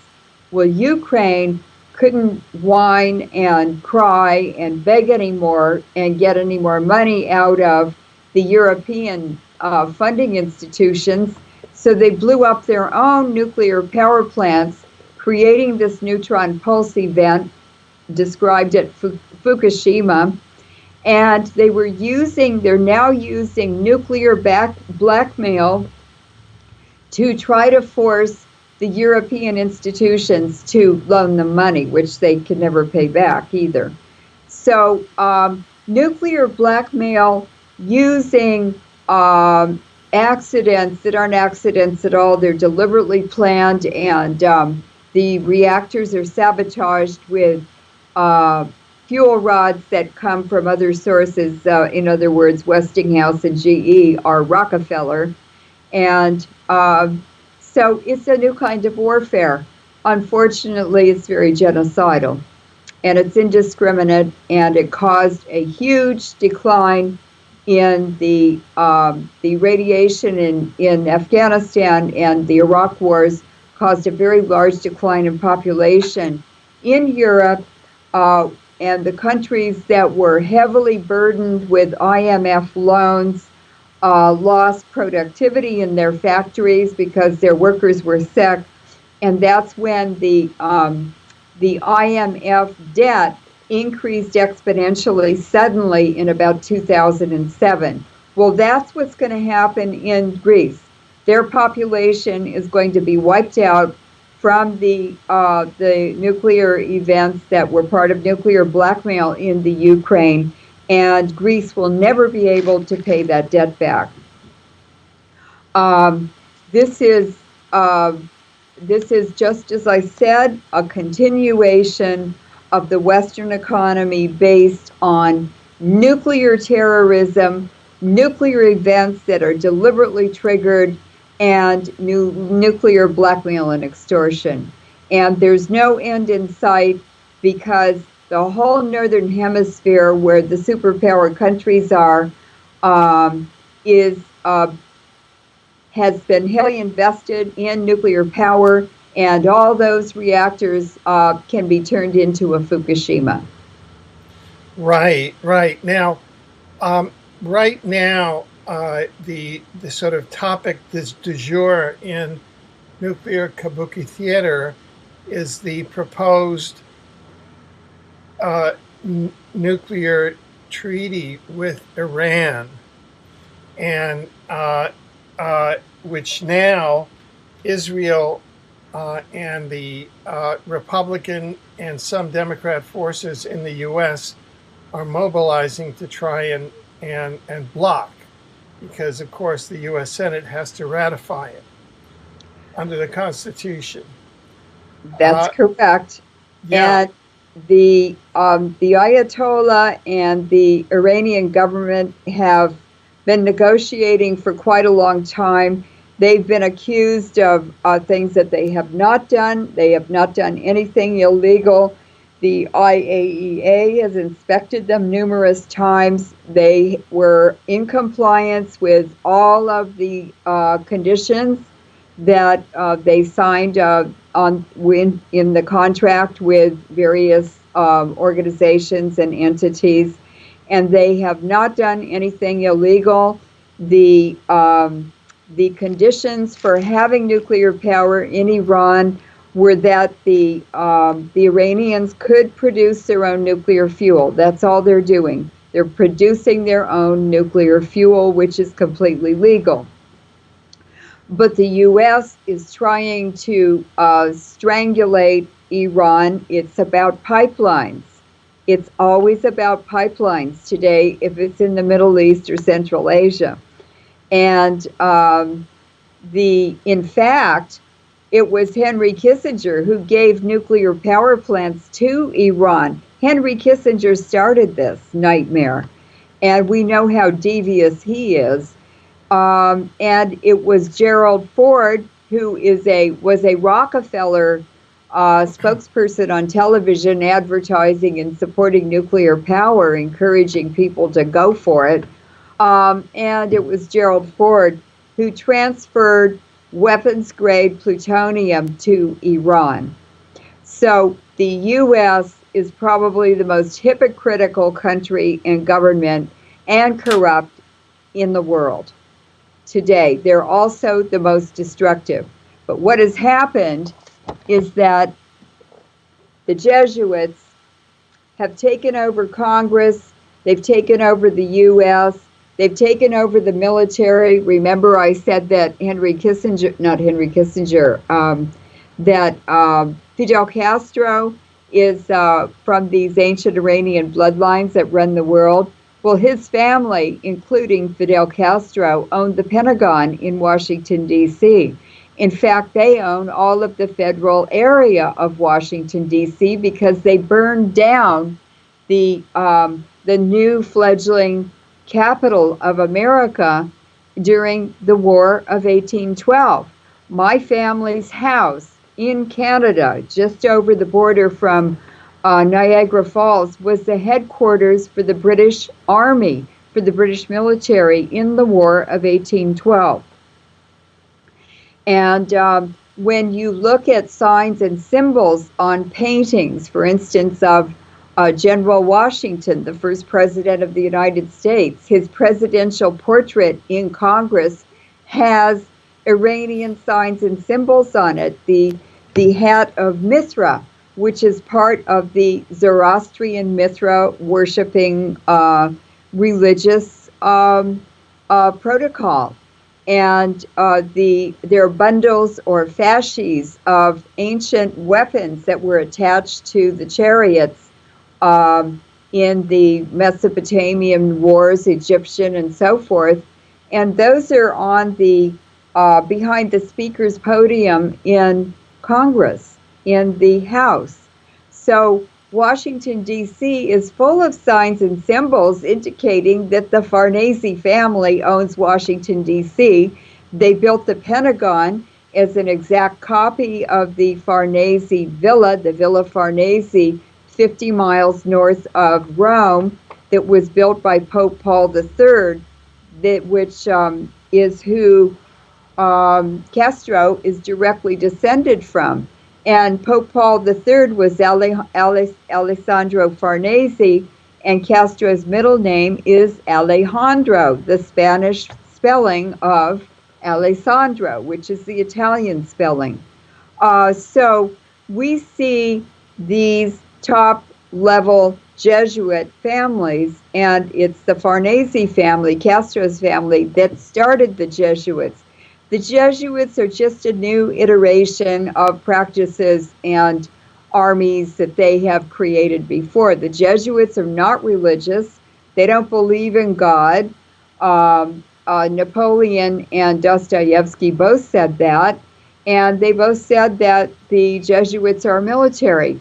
They run the Pentagon, they run the Vatican, they run the Vatican Bank, and they run the Vatican. They are above the Vatican. They're the top troublemakers in the world, and they have been making trouble for over 5,000 years for every culture, every civilization on every continent, and they're not going to stop until we stop them, and until people understand who they are, how they work, what their agenda is, and how they operate and extort and everything. They're super, super, super wicked criminals. They're ruthless, and they want total slavery of the entire global population with no ownership for those slaves.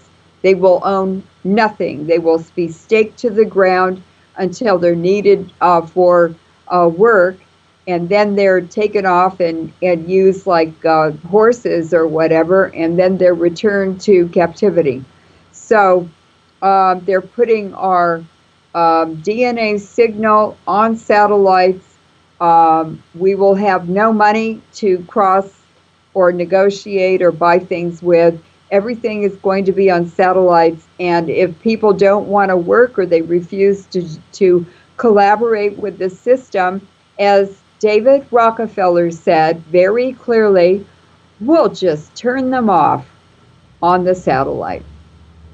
Well, today being at least this program being to bring Hiroshima and Nagasaki and those lessons into public consciousness, what kind of proactive and positive thoughts would you like to leave with our viewers? Well, first of all, the first Persian Empire was the Parthian Empire. And when that empire collapsed, those nobles and aristocracy and the royal family fled from Persia, and many of them went to Japan. And I always wondered why Japan was selected for the atomic bombing, the first atomic bombing of a human population, and then why did Fukushima happen to it? Because there's no way to turn it off for hundreds of years, and it's going to completely kill off the entire Japanese population. There will be no one left who survives this, and I couldn't understand why until I finally realized they are very, very mixed with Iranian bloodlines. And it must be that the Japanese population is so advanced in scientific and technology and so forth that they must be a threat to these ancient Iranian bloodlines who are ruling the world. And I really think because the Japanese were involved in research in alternative energy. They were running cars on water. They were creating all kinds of new technologies for free electricity and things like that. They are so advanced that they're a terrible threat to these top-level Iranian ancient bloodlines that rule the world. And so I want everyone to know how dangerous they are and how few of them there are, and how many of us there are. And we must begin to share this information and new awareness of where the real danger is. The Zionists are not the real danger. They're just the pawns for these top-level Iranians. And anyway, they don't respect anyone who helps them or makes them richer or carries out their agenda or their orders. Everybody goes in the garbage can who is a threat or who is no longer used. They're just tossed away and burned up with radiation. So we have no choice. If we want to live, if we want to survive on this planet, people have to begin taking actions. And there are more of us. There are all kinds of ways for people on their own as individuals to begin to undermine them. And it's like an ant farm. You let the ants loose and they go everywhere, and they're tiny and they're hard to catch and everything. But their collective impact is what that makes the day. That is what brings the change. That is what does the damage. That is how we have to approach this, like swarming insects. And that is, by the way, a military strategy, and the military does study swarming insects because an army can be wiped out by them. So I don't want people to be afraid. There's nothing to be afraid of except not knowing what is true, what is happening, and why. And then we must begin to share the information, come together, and begin to figure out solutions. Maybe we can make friends with them. Maybe we can share things with them. They don't want to share anything with us.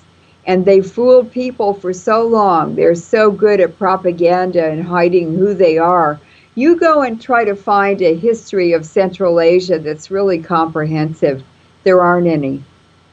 And yet, that's where almost all people on the Eurasian continent came from, Central Asia.